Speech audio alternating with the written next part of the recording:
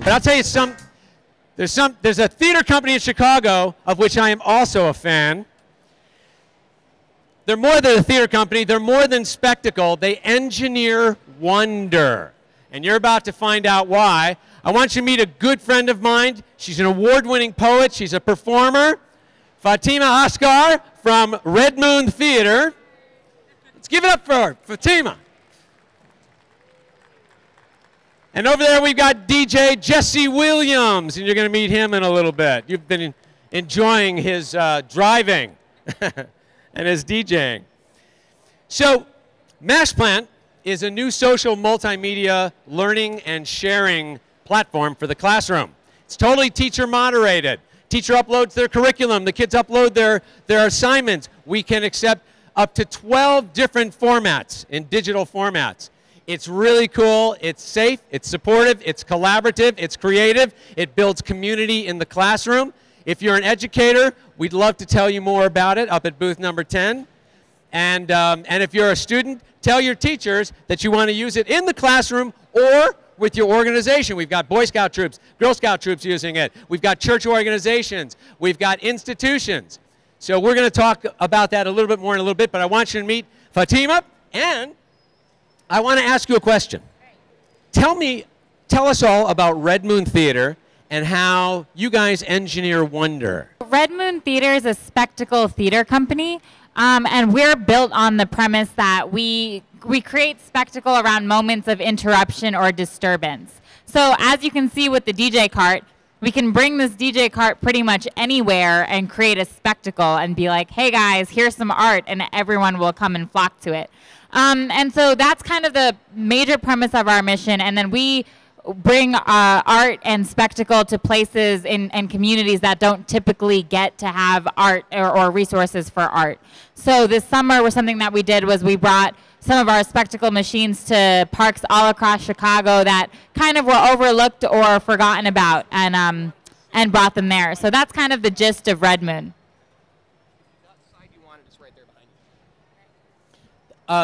So the first time that I encountered Redmoon Theater, I was invited to an event in this, I think it was in an old car dealership. And from the minute I walked in, I encountered these huge and awesome and inventive contraptions, which is funny because that was the word that came to my mind when I saw them, and that is in fact the word that is used by Redmoon. I mean, there was a hydraulic arm with an actor with these moving wings and a whole cast of characters following behind, and then there was these moving platforms with music on them and actors doing vignettes, and then I'd look to the other side and I'd see these tiny, tiny little pin-spotted glass domes, and inside were these intricate little scenes of machinery. And I just felt like I had tumbled down the rabbit hole into some steampunk Tim Burton movie. Tell me, where do your ideas come from? They're so fanciful. Great. Yeah, so I mean, our company is kind of built on the idea of ideas. We love ideas. We try to make our ideas as big and as plentiful as possible and can reach as many people as we can. And this question is interesting because, you know, ideas, like many ideas, they don't just come from one source. It's not like you're just sitting there and you're like, one person is in charge of ideas or something. We approach ideas with a very collaborative framework and process where we have a lot of different partner artists and organizations that we really love, admire, and work with. And we kind of constantly ask them for ideas, but then we're inspired by things ourselves. Our premise is to change public space. So we're a theater company, but we don't have a traditional theater. We kind of view the world as our theater and public space as our theater. So sometimes we'll look at something, we'll look at a building, we'll look at a park, and we'll say, hey, wouldn't it be cool if this could be here? And then we go for that, or we go for something else. But yeah, our ideas are kind of a collaborative process with our partner organizations, with artists that we really respect. If they have an idea that they think is great but can't quite execute it themselves, they sometimes bring it to Redmoon. We bounce that idea back and forth, and we kind of come up with the best way of enacting it. So what are some of the challenges of going from concept? And so that was it, folks. I walked into that car dealership, and there was this actor up there with these, making bird sounds and these huge flapping wings, and this whole procession behind him. So what are some of the challenges when you go from concept? Because everyone can sit around and go, I'm thinking of a platform descending from the ceiling, and I wanted to make a statement about music coming from heaven. Or how do you go from concept to reality, and what's the timeline usually? That's a great question. I think concept to reality is a huge process. Sometimes, we have an idea and we think it's a great idea and we try to do it, but we can't logistically. Either that's a financial thing or it's impractical for us to build or something like that. And then the idea morphs. It kind of morphs with the constraint that we have. So, money is not as limited as a limited factor. And so sometimes it's like, well, we can have this grand idea of like a $100,000 contraption, but we only have $50,000 to do it. So how do we resource ourselves, and how do we change the idea to get the same feeling, but not be not cost so much? The ideas, very rarely is there just an idea and then it's enacted as the original idea was. Usually it's a collaborative process that changes in part due to constraints. So I was sharing this with Jason before. An example of a way an idea has changed is we're currently working on something called the Great Chicago Fire Festival, which is going to be a huge spectacle in October of next year. And we're doing it on the downtown riverfront. And so originally we thought we were going to just do it at Michigan and Wacker, and we went to go see it in the winter. So we went to go look at the area, and we were like, yeah, this looks great. We're going to do it here. And then, we went back again this fall, and we're like, a couple weeks ago, and we were like, oh, we can't do it here because all the trees have leaves on them and you can't see the river from where you're standing. So our entire capacity was compromised because of the weather, because of the season. And so then we decided, that's not actually a good idea. We need to change our whole plan for a spectacle so that we can better accommodate viewers. So we adapted, and we did. But that comes up a lot. We're a logistical thing, especially because we're outside a lot. Something will happen, and we need to account for rain, or we need to account for the fact that the DJ cart has to go over gravel or something like that, and that'll change the idea of what we're doing. So in that sense, challenge actually creates innovation.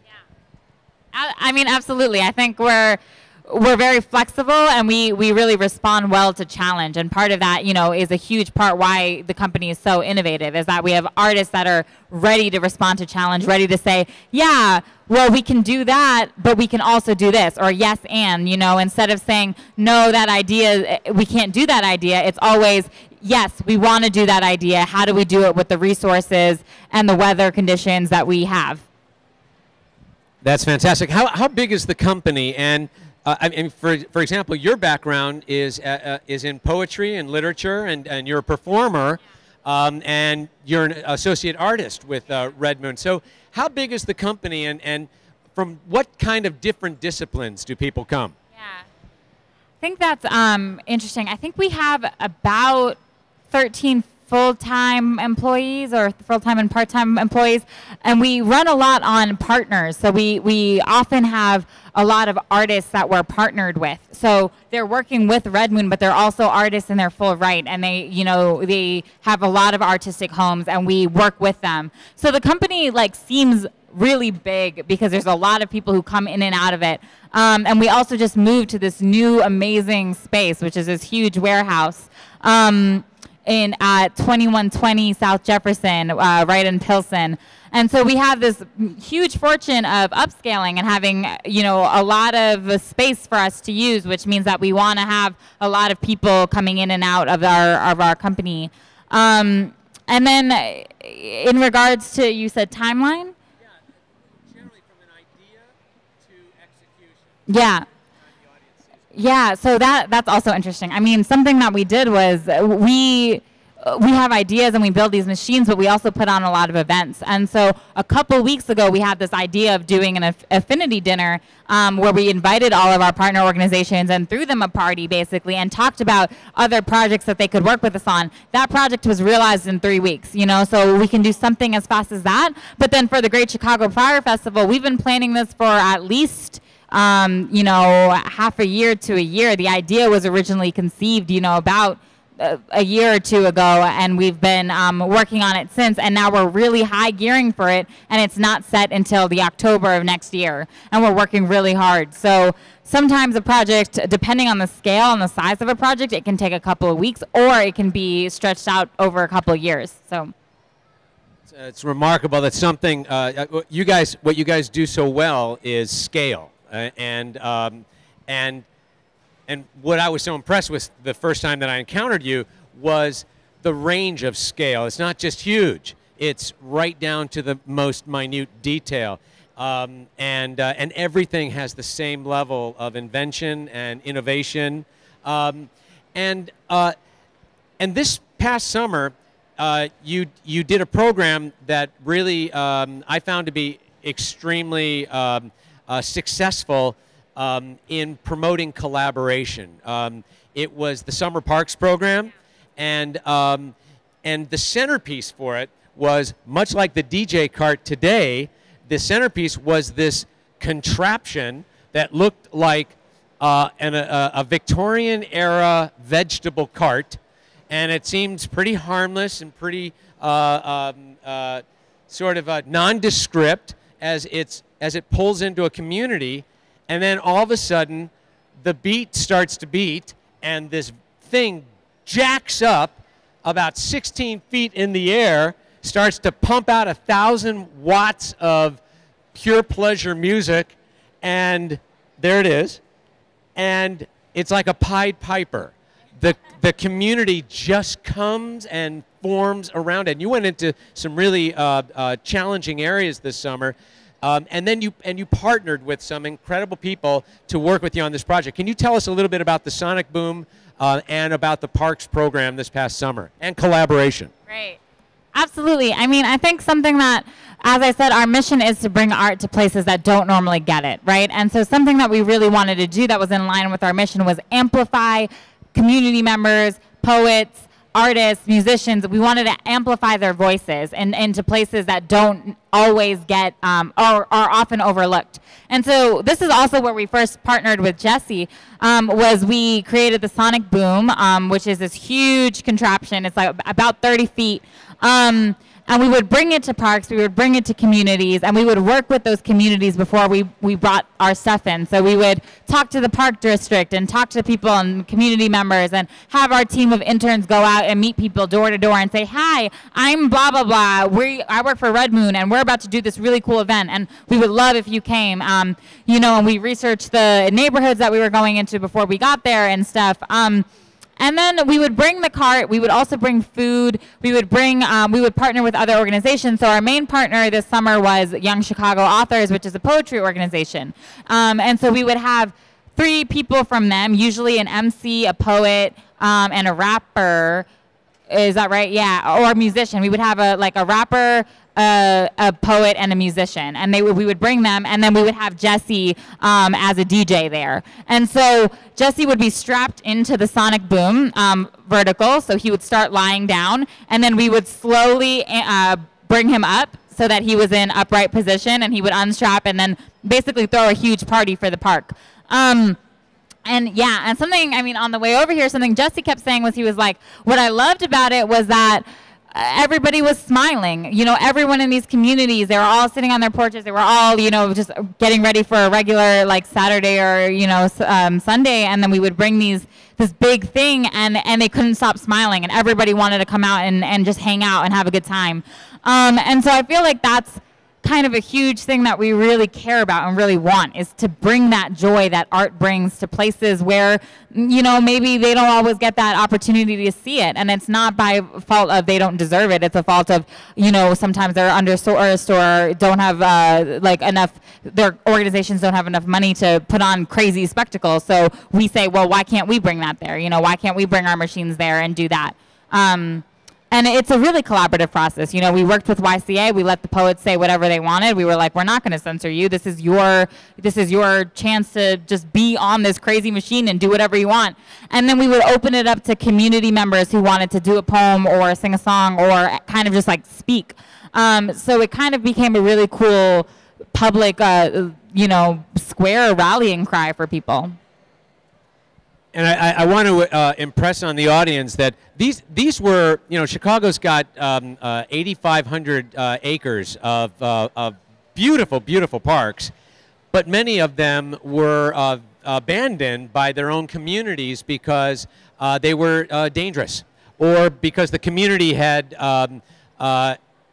lost faith in its ability to be a community. And when you have to imagine when this contraption jacks up to 16 feet in the air, and there's a platform now that kids can climb up, and there were drummers. There were the bucket boys, right? The ones that do the paint can drumming that, again, acted as Pied Pipers, and then you did drumming classes, and you did a poetry workshop, and an hour and a half after getting there, you did a performance with the community, and everything else evaporated. All the danger, all the social ills.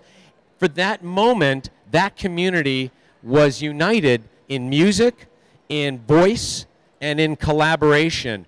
And if you think about that, you used science, technology, engineering, and math to bring a community together where they couldn't have been brought together before or hadn't been brought together, and help them to find their voice, and they did the show by collaborating with you and your artists. I think that's a remarkable thing. I want to pause and give a round of applause to you for that.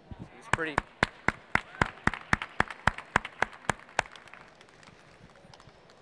So, a poet and a performer. How did you find your way into Redmoon? So I'm a poet and a performer, but I worked in theater a lot, and so I was working for STEMfest. But I think I was interested in performance more broadly. You know, I was working for a theater, but I was a poet and did a different kind of performance. And I've always been interested in puppeteering and things like that. And so my boss, who was working at Steppenwolf, started working for Redmoon and was like, "Hey, I know you're interested in this place, so come check it out." And she brought me through this space, and I saw the machines, and they were amazing, and I was blown away. And I just was like, "I will work for you. I will do whatever. I want to be a part of this." And I mean, it's just such a cool experience. These machines, you don't get to see things like that, and you don't get to work with artists who can build them and who want to build them and who are excited about bringing art to public spaces often. So I'm really glad that I was able to find that, and I'm really grateful for all the artists and people that I've met through Redmoon. So let's talk about the DJ cart. You want to fire it up there, DJ Jesse?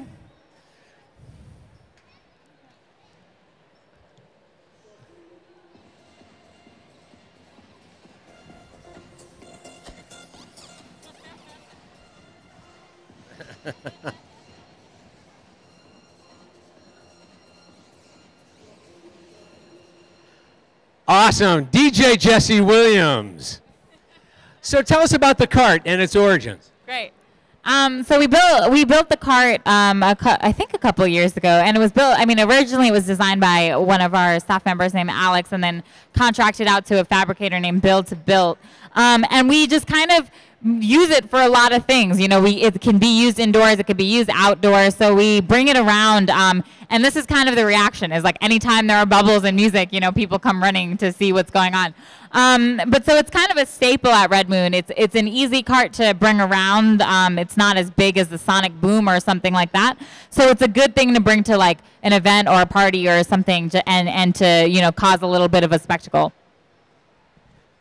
And so you do that, right? You do certainly you do your public spectacle events. You do your workshops. You have a youth program. Am I correct? Can you tell us about that? Yeah.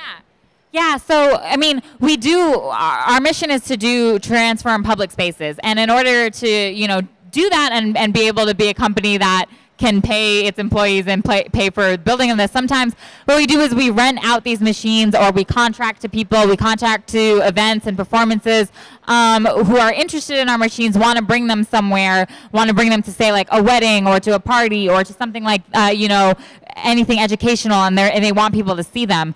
So we have something called Redmoon for Hire, which is our process of doing that. And we also work a lot with educational organizations and in schools. You know, we used to have a lot of programs where we were in schools and sending teaching artists. And we weren't sending people like fabricators to build these machines. We were sending poets and, you know, people who were, you know, writers or actors or whatever, and we were sending them out. And then we would usually like sometimes do a culminating spectacle with them or something using one of our machines sometimes. But so what we're doing now is we're in our new programming with the Great Chicago Fire Festival is we're involving schools in a multiplicity of ways. We have some partner organizations in schools already, but we're always looking for more people. And we're trying to engage students in this as much as possible in this creative process, which is going to be huge and you know, extremely enormous. So. Well, I know that the city of Chicago has put a lot of muscle behind the Great Chicago Fire Festival project. It launches in 2014. Yeah, in October of 2014. And it's going to be a multiple-year festival, right? It's going to be year after year after year. Can you tell us, while we're on the subject of community, because again, this is part of your mission, how are you involving, because the vision of what Chicago Fire Festival is so important because it really does involve communities and engages them. Can you tell us a little bit more about how the communities, individual communities, are going to be involved in the festival through Redmoon? So the Great Chicago Fire Festival is a new project that we're launching with the support of the city. What it is it's aiming to be on the scale of like Mardi Gras or Carnival in that it is, as you know, it's so endemic of what Chicago is, and that people's voices are really a part of this celebration and this festival. So what we're going to do is we're going to involve 15 different communities across Chicago that are all diverse and really distinct and unique. And we're going to work with them all summer to build these effigies, which we are going to burn on the Chicago River. So what we're going to ask our communities are, you know, we're going to ask them in-depth questions about what are things that you see as obstacles in your community? What are things that you don't like, that you want to get rid of? And then what are things that you are proud of? What are things that make your community yours? So we're going to create these 20-foot by 20-foot effigies, burn them, and then after they burn and the ash flows away, there'll be a sculpture of the thing that the community prides itself on. So we're going to burn away the bad and then leave behind the good, and kind of work with our communities to, you know, get to know them better and have better relationships with them, but also to give them a chance to just say, you know, Chicago, hey, this is something about my community that I really don't like, and then this is something about my community that I'm really proud of, and I want everyone to see it. This is very important because just last year, the city of Chicago published its first new cultural arts plan since 1988, and what came, the way that was drafted was town hall meetings in over 30 different communities throughout Chicago, and the #1 thing that they asked for was a voice. They wanted something, they wanted the city of Chicago to sponsor something that gave them a voice and a way to say what they were about. So again, applause to Redmoon for figuring out the rubric of that, and once again, using science, technology, engineering, and math, and story, and community, and legacy to create something really unique and very, very special for the city of Chicago and for students. So watch for that next year, 2014, in October, the Great Chicago Fire Festival. How can teachers and students get involved with Redmoon? Like I said, we have a program called Redmoon for Hire, which is run through one of my colleagues named Alex. So you can go onto our website, which is just redmoon.org, and you know, look up Redmoon for Hire and talk to either him or talk to Jillian. You can also talk to me if you're interested in partnering your school with the Great Chicago Fire Festival or anything like that.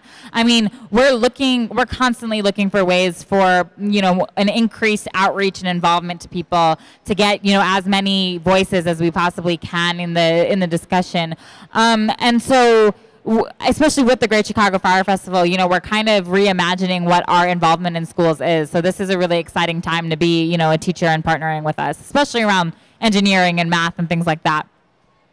Well, certainly you can go to Redmoon's website. It in itself is entertaining. That's www.redmoon.org. Redmoon.com. But if you really want to do yourself a favor, go to a Redmoon event. They're always published in the papers, and there's lots of publicity about them. Their schedule is online. They've got Bone Shaker coming up, am I correct? Which is your annual Halloween event. And you want to tell us a little bit more about what's coming up? I mean, so we have Bone Shaker, which is coming up, which is on November 1st. It's going to be at like, I think it starts at 7:30. And I mean, you don't want to spend Halloween anywhere else but with us. You know, we have the greatest parties. We have huge spectacles. It's just going to be a great event. And then the next 2 days we have Celebration, which is an event for kids around Halloween. So it's going to be, that's November 2nd and November 3rd. And we're going to, Jesse's going to be there DJing. We're going to have a great party. It's going to be really fun if you want to check out and play with some of our machines. We have a huge, beautiful space. So all of that information is on our website, but you should definitely, definitely come. Well, great. We're going to open it up to questions. Are there any questions? We can take a few before we break. All right. Well, if there's no questions, what I want to do is I want to remind everybody this is your last chance to vote for your favorite videos on the Explain It video contest. There will be a fan favorite winner. Oh, you have a question. All right. Well, come on up. Or actually, I'll go to you. Can you first tell us your name, your first name, and where you're from? My name is Kayla, and I'm from Lake in the Hills. And what grade are you in? 5th. And is it science, technology, engineering, math, or all of the above? All of the above. All of the above. Great. Okay, and what's your question? When did Redmoon start? When did Redmoon start? We were just talking about that. Redmoon is old. Redmoon is about, I think, 23 years old. So it's quite a big company. We started as a puppeteering company. That was primarily what we did. We had these beautiful masks and puppeteering work that we used to do. And then steadily as we grew and got more space, we were able to work with more artists and build more machines. And so now, you know, we have a lot of these really crazy contraptions, as you know, you said, but we started as a puppeteering company. Any other questions? Yes, hold on a second. Your name and where you're from and your grade. My name is Lindsay. I'm also her sister. But you're sitting over here. Is there a problem? No, I just felt like seeing here better, and I'm in 3rd grade. My question is, what piece of art are you most proud of? Ooh, good question. What piece of art are you most proud of?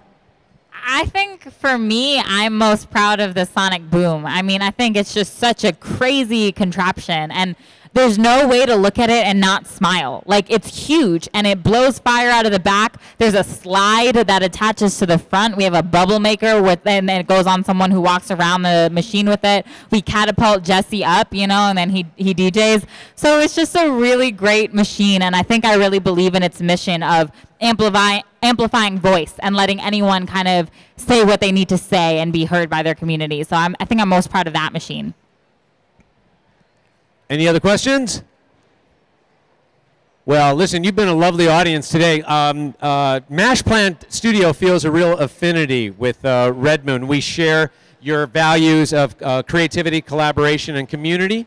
And we are entranced and enchanted by the work that you do. And mostly, we really respect your ability to harness the forces of science, technology, engineering, and math, stick an A right there in the middle, and steam power that baby. And you do it just brilliantly and like nobody else does. So we want you to wear a MashPlant hat, and we've got one for Jesse as well. We've already worn them out, as you can see. And just because we feel a proximity and a closeness and an affinity. Let's have a round of applause for Redmoon Theater. Make sure you check out the website, www.redmoon.com. Go to a Redmoon event and go up to booth number 10 and vote for the fan favorite for the Explain It video contest. Thank you very much.